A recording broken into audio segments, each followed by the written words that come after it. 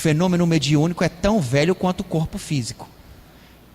Uma vez que nós começamos o nosso desenvolvimento, já existia a mediunidade. Então a mediunidade não surgiu com o espiritismo, apenas um nome que nos foi dado então através de Kardec. Nós já temos visto aí em outras oportunidades e relembrado que estamos numa fase de transição da Terra, do mundo de provas e expiações para o mundo de regeneração. Então a gente tem sempre analisado essa questão porque ela fundamenta grande parte das dificuldades que nós temos passado, que a nossa sociedade passa atualmente. Então a gente está aí acostumado ao ver ao nosso redor as pessoas obcecadas pelo sucesso financeiro, desregramentos sexuais, a mídia escolhendo as notícias que ela pretende ressaltar. A gente percebe que a sociedade ela avança muito cientificamente, intelectualmente, e nós não temos tirado tanto proveito quanto poderíamos desse avanço tecnológico que tem acontecido. Qual era a ideia do avanço tecnológico? Que as máquinas trabalhando, a gente tivesse mais tempo para a espiritualidade. Então, tendo uma comida mais fácil, uma roupa mais fácil, uma organização melhor, a gente teria mais tempo. Nossa civilização poderia se dedicar a outras coisas que não a própria subsistência. Mas a gente percebe que isso não aconteceu. Não obstante tenhamos máquinas para plantar, para colher, para fazer as roupas, que ajude ou facilite um pouco a construção das casas e de tudo que a gente precisa, nossa vida é tão difícil quando a gente lê um livro da época de Roma antiga, ou da Grécia antiga. São os mesmos problemas. Se a gente pega um filósofo romano, por exemplo, Sêneca, para ler, são os mesmos problemas de hoje. Então a tecnologia não tem nos ajudado como deveriam. Então a gente percebe que o nosso problema não é científico, não é intelectual, é moral. Eu desconheço algum livro espírita que diga que qualquer um de nós ficou na Terra para avançar intelectualmente. Todos eles nos informam que ficamos para avançar moralmente. E isso fica muito claro quando a gente olha aí para nós e ao nosso redor. Então essas grandes dificuldades que nós temos passado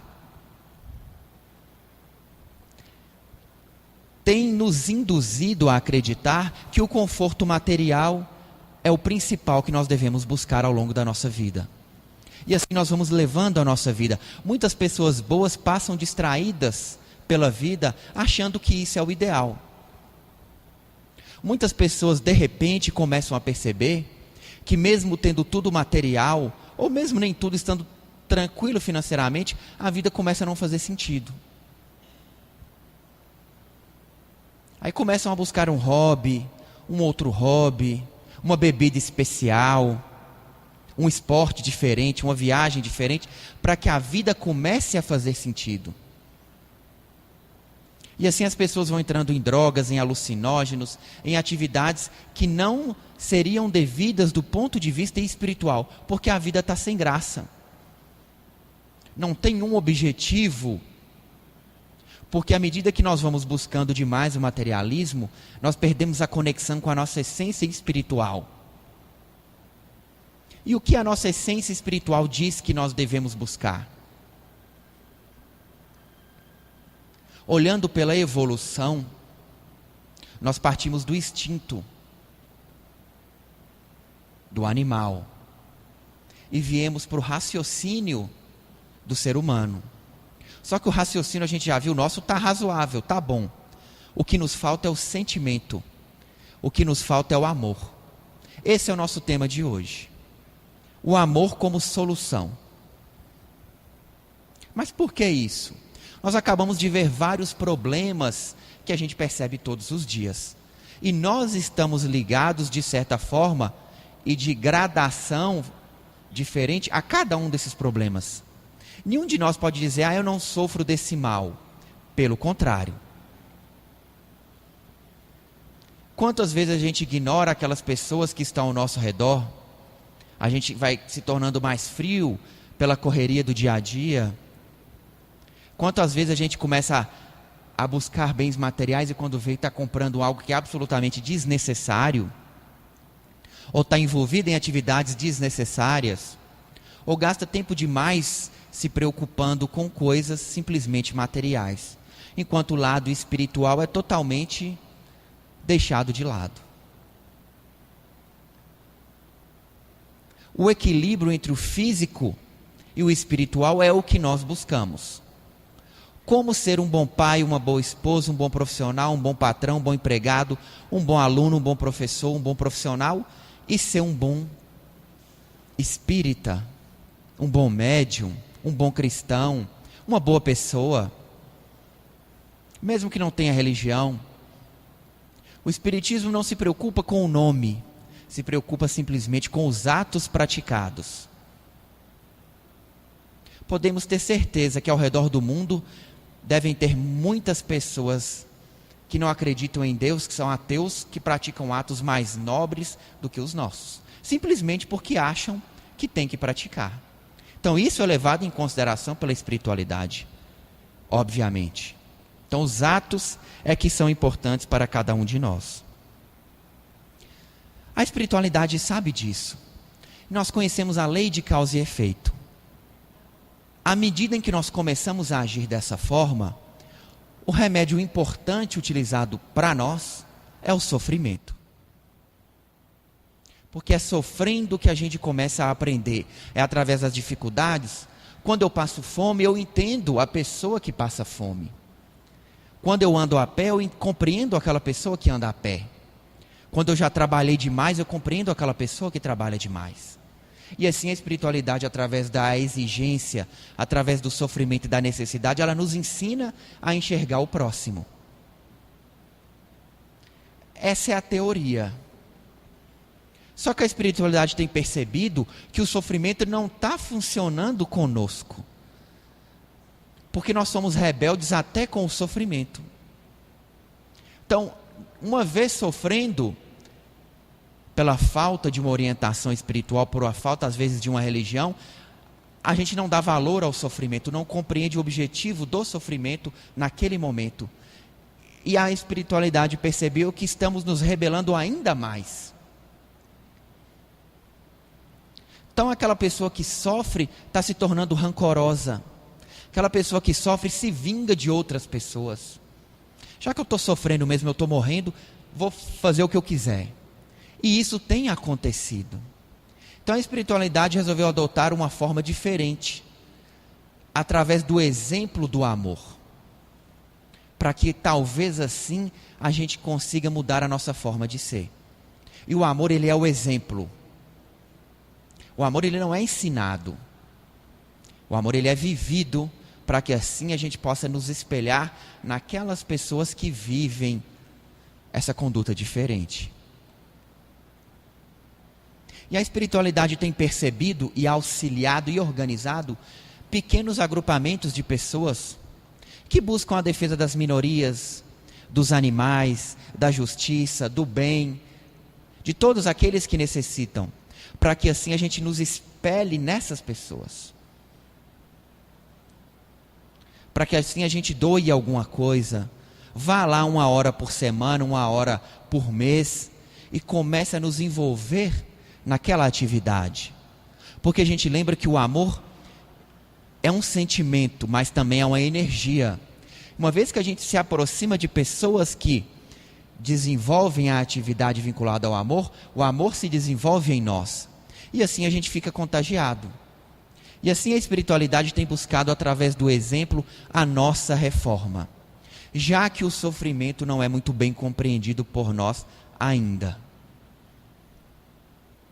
Então, estamos doentes no hospital. Quando alguém nos auxilia, isso nos toca.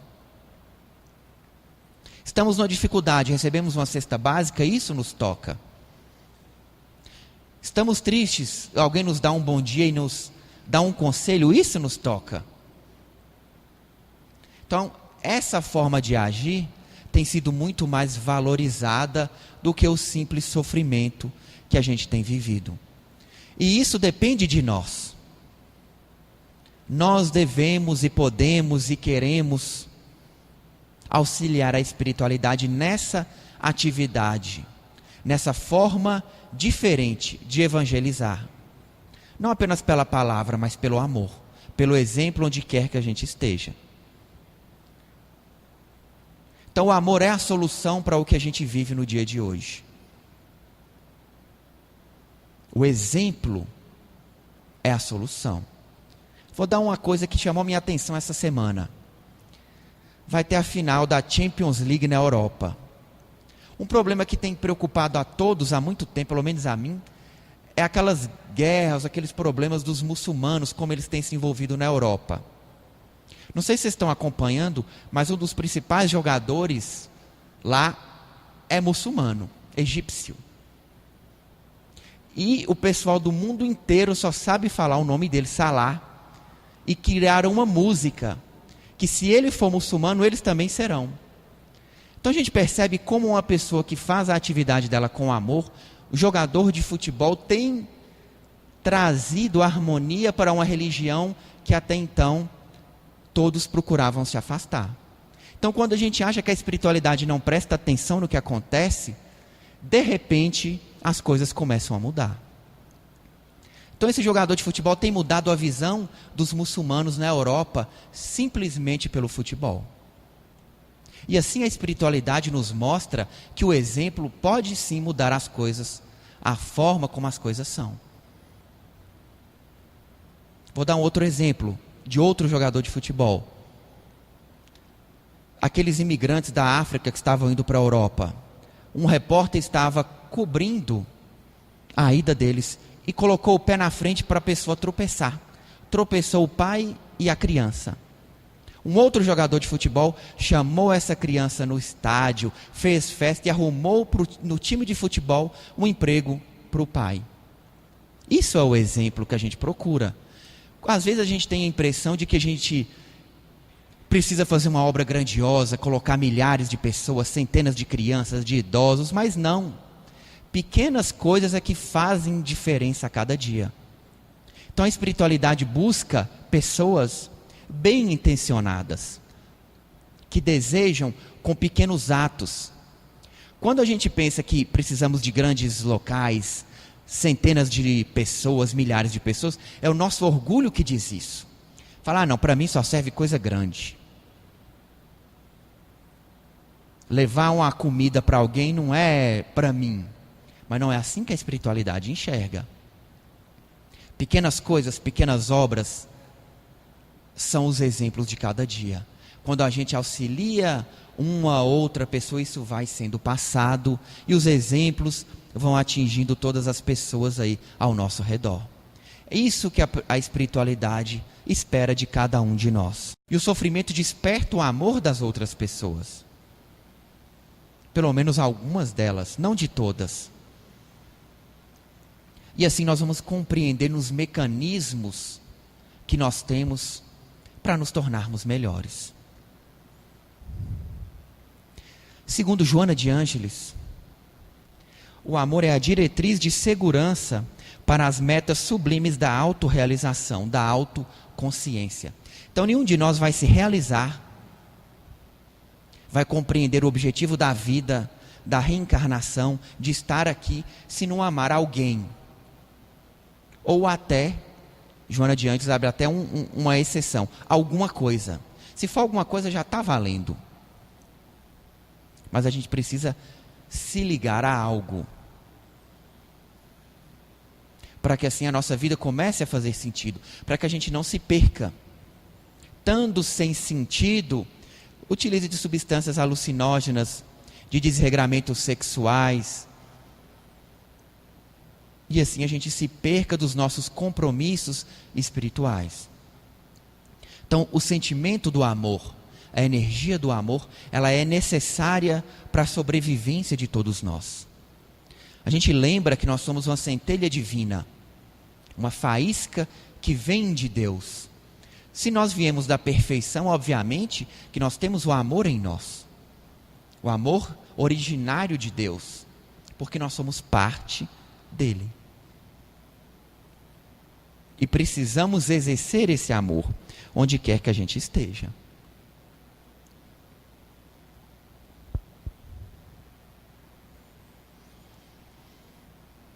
impedindo, barrando o amor, nós temos a arrogância. Joana de Ângeles sempre dá conceitos excelentes. Então eu peço licença para ler. É a síndrome do tormento interior, da insegurança emocional, que se desloca em forma de falsa superioridade. O arrogante se diz melhor que os outros, mas no fundo ele sabe que não é. E para poder insistir que é, ele às vezes acaba sendo até violento. Porque ele sabe que pela palavra ele não consegue convencer ninguém. Então acaba sendo violento. E Joana de Ângeles fala sobre líderes políticos, autoridades, vários tipos de pessoas arrogantes. E fala que a ele se ligam algumas pessoas que aceitam conviver com os arrogantes, para receberem que for uma pequena esmola em troca disso. Então a gente vê que as pessoas vão se ligando de acordo com a afinidade, nem que for afinidade inferior. Mas esse não é o nosso objetivo. Nós vamos compreender o mecanismo da arrogância exterior para que, compreendendo, a gente traga para nós. Todo instante que a gente se pense superior a alguém, temos que repensar essa situação. Porque a arrogância dentro de nós, o orgulho, se apresenta para dizer, não, eu não faço isso. Eu não posso ir naquele lugar. Eu não posso vestir essa roupa. Eu não posso varrer esse chão. Eu não posso fazer essa atividade. Por que não? Então, toda vez que a gente se julga superior a uma determinada atividade, um determinado local, uma determinada pessoa, precisamos acender o alerta em nós. Por quê? A gente sempre lembra que nós somos espíritos em evolução. Então, os problemas estão em nós. Isso vai acontecer. A gente não precisa esconder de nós. Precisamos analisar e pensar e mudar a nossa forma de agir. A arrogância em nós precisamos mudá-la. Tem um exemplo fantástico do amor e da humildade frente à arrogância. Jesus e Pilatos. A gente roda e volta sempre para as mesmas lições. Cada lição analisada de uma forma diferente, de acordo com a nossa necessidade. E a gente percebe que depois de 1000 anos, 2000 anos, o Mestre Jesus sempre tem algo novo para nos ensinar, e de alguma forma. Então a gente pega 2 exemplos. O Mestre Jesus perante Pilatos. Pilatos representa a autoridade da época, o orgulho da época, a superioridade da época. Vamos colocar a beleza da época, a estética da época. E o Mestre Jesus representava a humildade, a simplicidade, a ausência de poder físico. Joana de Ângeles é interessantíssima nesse aspecto. Ela mostra que o arrogante, ele tem que se mostrar pela sua própria insegurança. O arrogante anda arrumado. Não estou dizendo que todos os arrumados são arrogantes, obviamente, né, gente? Mas assim, ele tem que se mostrar. Ele tem que dizer, eu fiz isso. Eu que fiz aquilo. Ele está sempre mostrando algo. O humilde não. Ele se conhece. Ele tem o conhecimento de si mesmo. Ele não precisa divulgar os seus atos. Ele não precisa mostrar quem ele é. Ele fica calado. Como o Mestre Jesus agiu naquela época. E Joana de Ângeles mostra que a fraqueza física é que mostra o espírito imbatível. E muitas vezes a fortaleza física é que mostra o espírito frágil. Ela diz que os arrogantes, os orgulhosos, são aqueles que quando se encontram com uma barreira, se encontram com a dificuldade, sentem medo. O humilde e o simples é aquele que segue em frente. É uma bela lição essa que ela nos mostra. O humilde é forte. Ele tem noção de quem ele é. Ele não se importa com o que será dito, porque a sua consciência é tranquila. ele não se preocupa com o que ele faz, que ele sabe que é certo. Porque ele sabe que de um ato certo só podem sair bons frutos. Aquele que vacila é porque tem dúvida. Fala, eu não sei se vai dar certo, estou preocupado. O que as pessoas vão pensar?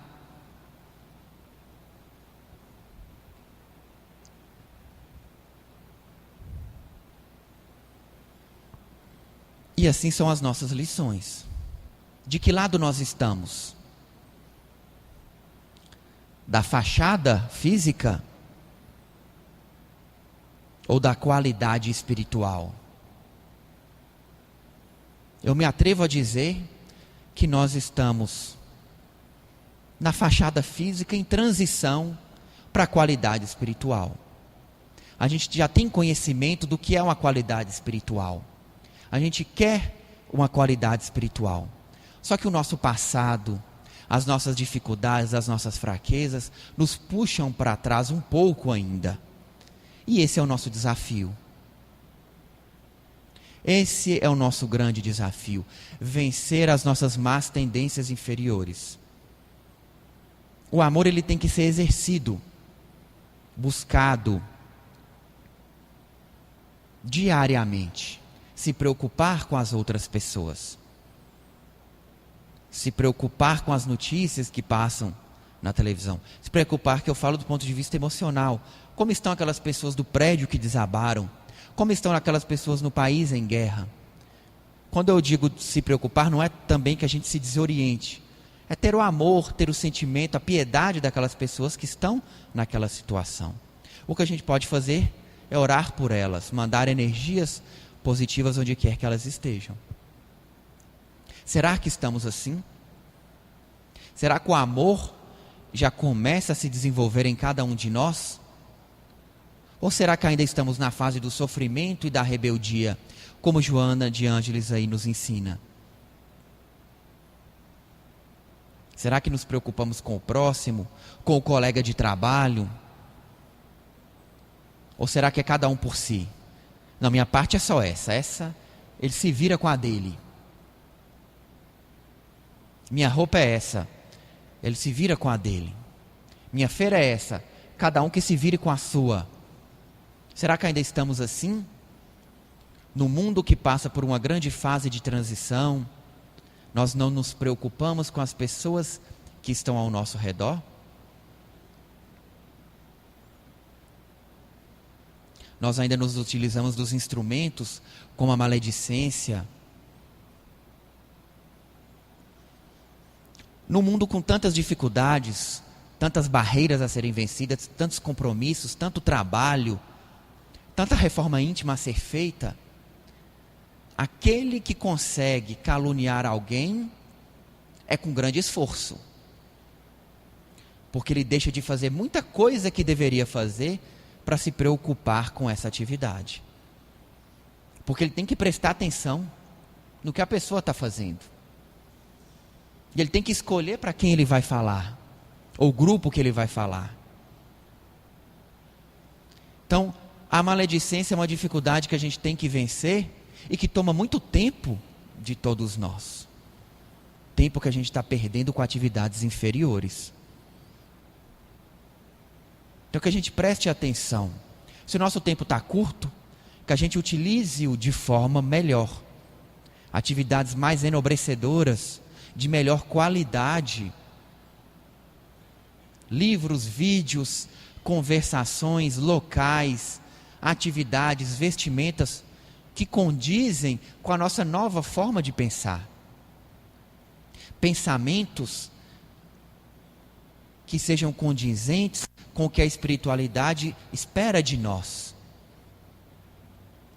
Não podemos ler vários livros e querer buscar os mesmos pensamentos de antes. Não faz sentido, isso não é evolução. Como eu disse no início, evolução não é quantidade de conhecimento. Evolução é qualidade de pensamentos e de atos. De 2 às 3, todo sábado, tem um grupo de estudo aqui no templo, muito bom por sinal, que hoje o tema lá era a fé. E muito se discutiu sobre a fé, de forma muito interessante. E a fé exige de nós atos. Que fé é essa que cada um de nós pode ter, vendo o próximo sofrer? Que fé é essa no Mestre Jesus, que passou a vida inteira exemplificando, curando, orientando, multiplicando, e a gente assiste sentado às dificuldades das outras pessoas? Não faz sentido. É ilógico. Quando nós fazemos isso, porque de certa medida a gente acaba fazendo algumas vezes, isso é uma ilusão que nós criamos para nos proteger. Quando eu, Carlos, penso, nossa, eu não posso ser tão ruim, eu tenho que ser pelo menos um pouco bom, eu começo a criar mecanismos para dizer para mim mesmo que eu sou bom. E um deles é esse: eu tenho fé. Mas e aí? Que fé é essa? Que caridade é essa que a gente pratica? Então, a gente percebe que o amor está ligado à fé. Ele se fortalece através da fé. Se eu posso ser uma pessoa amorosa com a fé, o meu amor se multiplica ainda mais. Porque a gente compreende como são os mecanismos espirituais. A gente compreende que a energia do amor, ela se espalha onde quer que você esteja. O Mestre Assis, enquanto encarnado, sempre acreditou que a cura para todos os males era o amor. Todas as dificuldades, todos os problemas enfrentados, o amor seria a solução. E me permitam voltar na palestra do sábado passado, que eu falei um tema muito difícil. A gente falou dos filhos que ninguém quer, a visão que a espiritualidade tem deles. É um exercício grandioso de amor para as crianças de rua, os jovens que não têm lar, aqueles ligados a drogas, a pequenos crimes, a delitos e até crimes maiores. É um exercício grandioso e difícil de amor para com eles, mas que a gente deve iniciar a caminhada de compreensão. Então a espiritualidade nos diz que quanto maior a nossa humildade, maior o nosso amor, aí nós estamos fortes.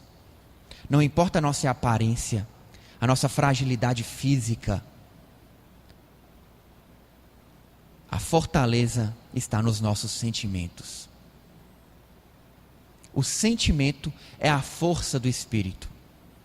O espírito forte é aquele que tem o autocontrole de si mesmo. É aquele que não se dispersa.